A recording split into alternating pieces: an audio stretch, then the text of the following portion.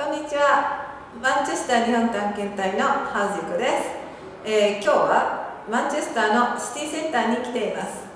さあ、今日はどんなところに行ってみるでしょうか。早速行ってみましょう。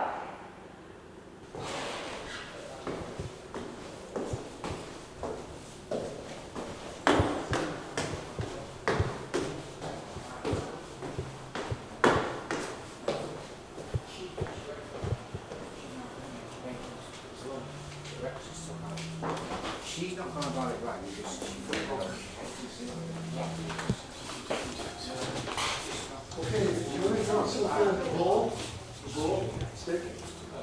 So, can I have your name, please? My name is David Castan. Hi, David. So, there are lots of things here. Will you tell me briefly what these are? Well, these are what we call tools, but these are called tools of ninjutsu. Ninjutsu. Yes, Wow. Does that mean you do ninjutsu? we do. We do a school called Togakure Ryu Ninjutsu. So it's a combination of many diverse way of protecting yourself. Not just unarmed, but actually armed too. So what you can see here is some of the stuff that the ninja used to use. Ninja means a Japanese ninja, yeah? So does that mean you went to Japan to learn it? Yes, I've been going to Japan every year to learn it. Oh, really? Every year? Yes. Where do you go? Nodashi. Nodashi. Yes, is It's in Chiba Prefecture. in Chiba. I didn't think that was where the ninja was from, but Well, the ninja originated from Iga and Koga, yeah. but our grandmaster, our teacher, lives in Noda, Mr. Hatsumi Sensei. Ah, so he teaches ninjutsu. Wow, amazing. So go every year to learn it. When did you become interested in ninjutsu? How did you find out about it? Well, I think every kid knows about ninja, isn't it? Ah, So naturally, when you're a kid, you're exposed to many different things, you know. But more than ninja, I was interested in martial arts as a Yeah. whole. yeah. So therefore, I study diverse forms until I found the one that I felt suited to myself. So because of not just because of the physical skills of defense, but because of the philosophies, it attracted me more into ninjutsu. Oh, is that right? Around when was it when you found out about ninjutsu? In the early 90s, I started with judo. Early 90s. Yeah, No, then- may I ask how old you are? Oh, I started martial arts when I was 10, and then I learned martial arts for 15 years before I started in ninjutsu. Oh, okay. So you I'm did, still quite young now, though. Yeah, I know that, of course. Yeah. So you did 15 years of usual martial arts until you found out about ninjutsu. Huh? So interesting. In what way you think it's suited for you? You said the philosophy is different. So tell me about it. Because ninjutsu is a lot more than just defending yourself physically. There is an element of philosophies on regards of how you live your life. Some of the concepts are, for example, you should avoid confrontation at all times. And in general is the whole self-defense, not just physically but mentally. Mentally. Will you elaborate on it? How do you mentally self-defend? You can utilize the same concepts and principles of taijutsu, of body combat, to daily life. So, for example, we use what we call the 5 elements: chi, sui, ka, fu, ku.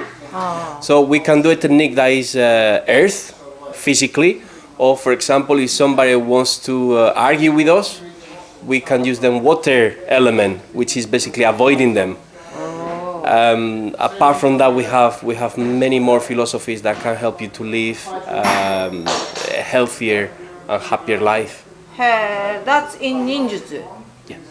Oh, I didn't know anything about that. Japanese and ninjutsu is like a ninja stuff, you know. Yes. So I didn't know there was any philosophy involved. Did you read any books or anything? Yeah. I mean, What kind of books? we have some actually here in our martial arts center where the students just basically borrow them. But there are some documents like the Basen Shukai, which is still available, which it tells you about some of the thought processes of a ninja, apart from from weapons. And obviously, we get first-hand knowledge from Hatsumi Sensei.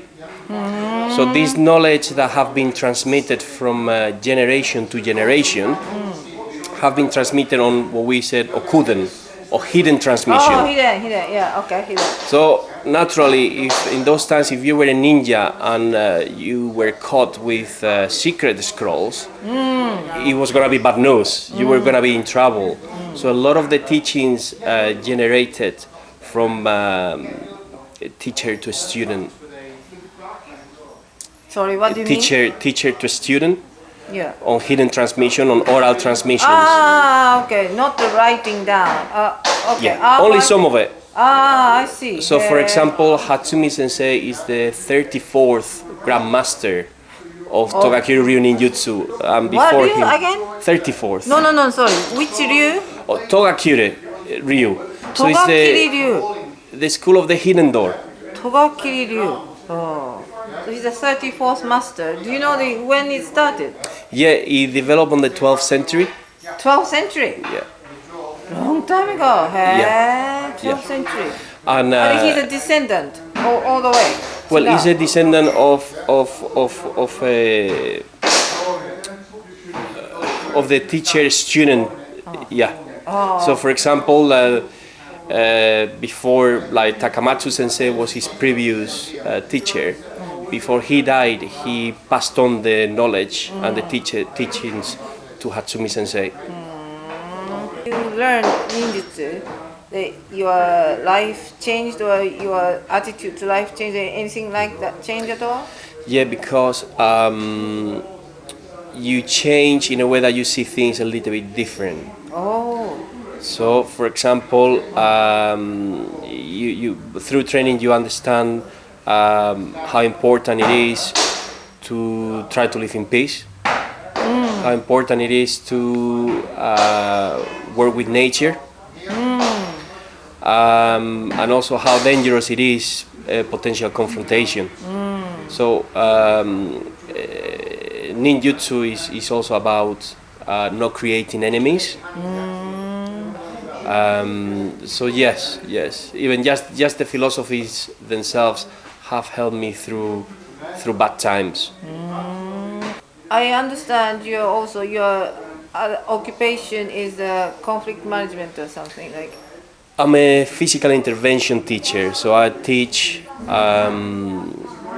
skills to the security industry. So, for example, how to restrain a person that potentially you have arrested, how to split fights, how to contain someone safely. So mostly I teach those supervisors that are working in nightclubs. Oh, nightclub. So do you think what you teach them came from ninjutsu philosophy and stuff you learned? Yeah, because you have to put those elements into place of, like what we were saying, avoiding conflict. And also martial arts is about self-control. So therefore you cannot allow the art to take over you. You have to make sure that you control those skills so that you do the right thing. So, for example, the concept of mute, no mind, is important so that you don't get affected by external factors. Fudoshin, immovable spirit, so that, like what we're saying, if somebody is aggressive towards you and you become angry, you could make a mistake. And that mistake obviously could be getting injured or injuring the other person. So there are a lot of concepts that have helped me to develop some training courses for the security industry. How interesting. So the ninjutsu stuff really helped you in many ways. Yes. That's wonderful. What do you think the future of the ninjutsu? What would you like to do in the future? Well, I think the future of ninjutsu is gonna stay. Ninjutsu is something that never went really. It just was hidden. It was only on the potentially 1980s that it started flourishing again, because in the old times ninjutsu had to keep secret. Yeah. So there is no more reason why ninjutsu should keep secret. So that's the reason why now all the skills and philosophies are coming into place now. So yeah, it's gonna stay here for a long time. So how you think the ninjutsu will influence your life? Made me a more a confident person, but also at the same time it's made me humble. So it's a good combination. If you can be confident and humble, then you can achieve a lot of things. And it made me realize that just the kanji ninja, which is to persevere, That's it. to endure, Yeah. is one of the most important concepts in order to succeed. In life. Yeah. It's wonderful. Yeah, thank you so much for today. It's such Thank an you, interesting story. Mojuko, Okay. for asking. Thank you. Okay.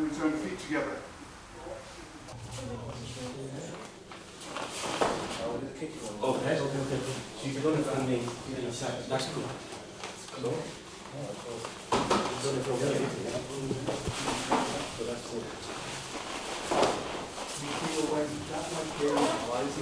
Threatening me, so he's shouting all the I don't want to hurt him, I could hurt him, I don't want to do that and get into trouble. So I'm going to step back, take up. Oh, I see. Okay. So he gets the message, we don't want to hurt him. I The see. martial art is it's a peaceful martial art, and we want to avoid and protect. So he said no more. So there's no trouble, you can go off, he's okay. Everybody's Isn't that wonderful? So, and that's the essence of the martial art. Okay. Yeah. Oh, just needs to come in. Calm down, that's it. So then, and that. Shuffle forward. And then you need to stand up. And then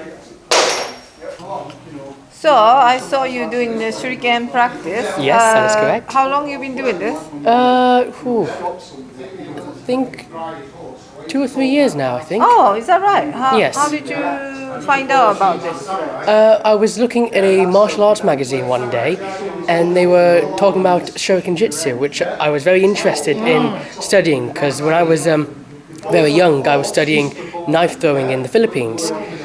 I was studying knife throwing. Oh, knife throwing. In the Philippines right. when I was very young. So I wanted to learn something different, and Shuriken Jitsu came up, and I thought, okay, I'll try this, and found out it was in Manchester. So I enjoyed it, and then I eventually wanted to learn Bujinkan. And I thought, I'll do Bujinkan and Shuriken Jitsu. So how is it? How are you doing? It is very good. It's all when throwing shuriken. It's not about how hard you can throw it. You have to relax, and it's all about the technique of how you throw the shuriken. You can't just simply throw it and hope for it to stick on. You are bowing and everything. Yes, So it's to show respect to to show respect to yourself. To yourself. Yes, it's if I can remember, it had something to do with you're bowing to yourself after you finish throwing all your shurikens. How interesting. What do you think after you start learning it? Do you think you changed in any way? It has made me more calm. Calm. Yes. That's good. So you can have more self-control? More self-control, more patience and calmness. Isn't that wonderful? Okay, Yes. thank you so much. Not a problem, thank you.